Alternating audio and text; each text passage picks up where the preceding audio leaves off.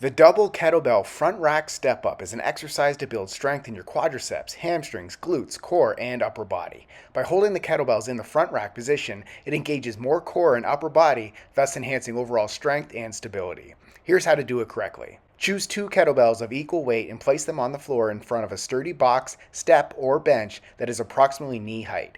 Stand with your feet shoulder width apart with the box, step, or bench in front of you.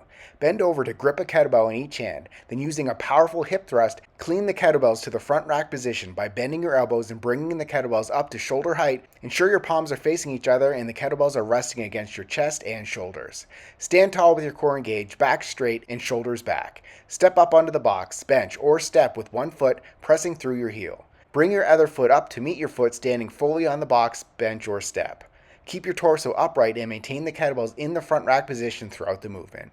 Under control, slowly step the second foot back down to the floor while keeping the first foot on top of the box. Repeat all the reps on one leg, then switch legs and repeat. Subscribe to get a new exercise video demo every day.